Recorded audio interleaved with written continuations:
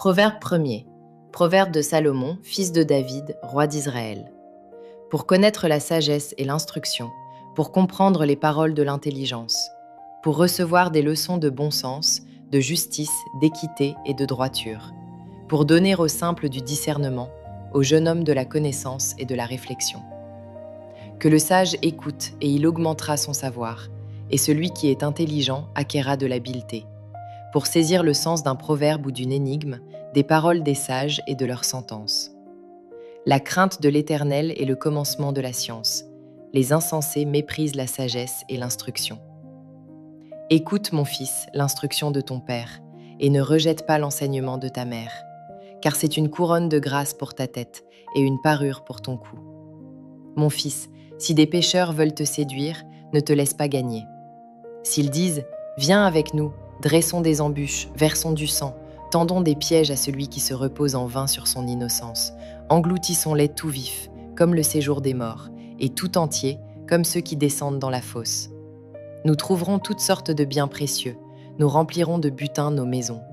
Tu auras ta part avec nous, il n'y aura qu'une bourse pour nous tous. Mon fils, ne te mets pas en chemin avec eux, détourne ton pied de leur sentier.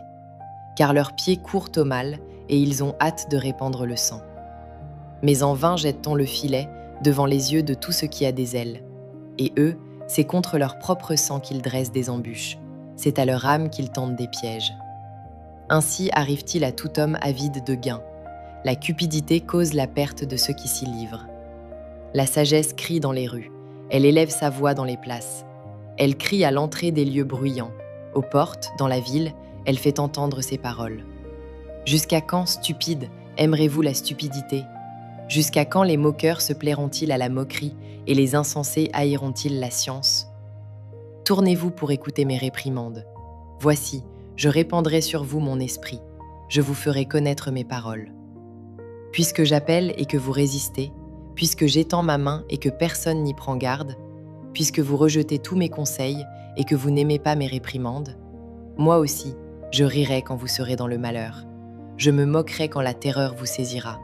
Quand la terreur vous saisira comme une tempête et que le malheur vous enveloppera comme un tourbillon, quand la détresse et l'angoisse fondront sur vous.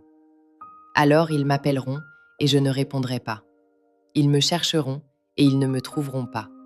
Parce qu'ils ont haï la science et qu'ils n'ont pas choisi la crainte de l'Éternel, parce qu'ils n'ont point aimé mes conseils et qu'ils ont dédaigné toutes mes réprimandes, ils se nourriront du fruit de leur voix et ils se rassasieront de leurs propres conseils. Car la résistance des stupides les tue, et la sécurité des insensés les perd. Mais celui qui m'écoute reposera avec assurance, il vivra tranquille et sans craindre aucun mal.